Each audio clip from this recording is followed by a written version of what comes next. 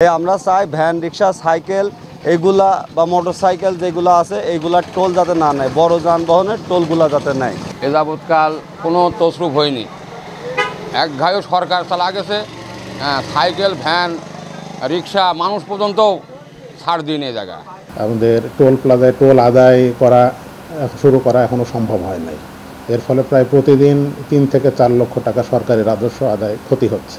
এই টোলটা ভাঙছে van rickshaw cycle এগুলো টোল নেওয়ার কারণে। আমাদের দাবি এখানে অটো সাইকেল ভ্যান এগুলোর টোল চলবে না। আমরা দিনমজুরি কর্ম করে খাই, আমরা এই টোল থেকে বাদ দিতে চাই। আমাদের কথা হচ্ছে বড় বড় যানবাহনের টোল নিক। আমরা 400 টাকা রুজি করে দিন 3-4 বার আর 2-3 উপজেলার লোক সাইকেল বাইসাইকেল ভ্যানে যেতে হয়, যদি আমাদের 40 টাকা টোলই দেওয়া লাগে, তাহলে আমাদের থাকে কি? আমাদের মেয়ে ছেলেমেয়ের লেখাপড়ার কোচিং খরচ দিতে পারি না।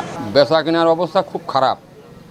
টোল বিগত আজ ব্রিজ হওয়ার পরের থেকে এ যাবৎকাল কোনো তসরুপ হয়নি, এক ঘায়ও সরকার চালা গেছে।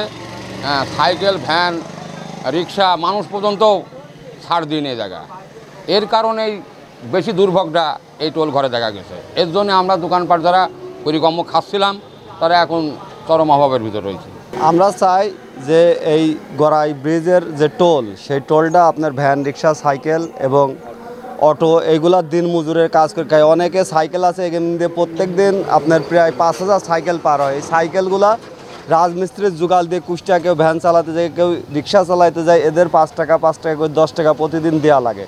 একটা অটো যদি দিন 500 টাকা ইনকাম করে, ওনার মনে করেন যে প্রতিদিন প্রায় 100 টাকায় টোল দেওয়া লাগে। আমরা চাই ভ্যান রিক্সা সাইকেল এইগুলা বা মোটরসাইকেল যেগুলো আছে এইগুলার টোল যাতে না নেয়, বড় যানবাহনের টোলগুলা যাতে নেয়। বিভিন্ন মনে করেন যে প্রত্যেক দিন 80 টাকা আপডাউন, 4 বার আপডাউন করলে 80 টাকা দেওয়া লাগে। তাহলে উন্মুক্ত হয়ে গেলে আমাদের জন্য সুবিধা না?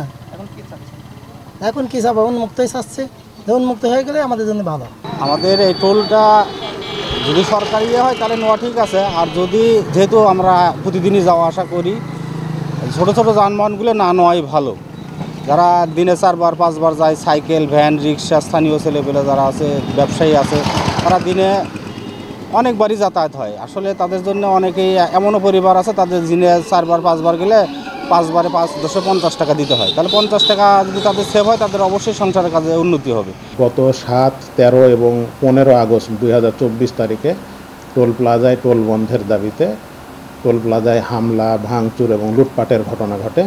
এমনকি সেখানে টোল আদায়ের দায়িত্বপ্রাপ্ত কর্মকর্তা অবরুদ্ধ হওয়া সহ টোলের যে গুরুত্বপূর্ণ কাগজপত্র, এমনকি সরকারি অর্থ লুটপাটের ঘটনাও ঘটে। এবং এরপরে আমরা বিষয়টি আমাদের ঊর্ধ্বতন কর্তৃপক্ষ সহ বাংলাদেশ সেনাবাহিনীর দায়িত্বপ্রাপ্ত কর্মকর্তা, জেলা প্রশাসন, পুলিশ প্রশাসন, উপজেলা প্রশাসন সবাইকে আমরা বিষয়টি অবহিত করি।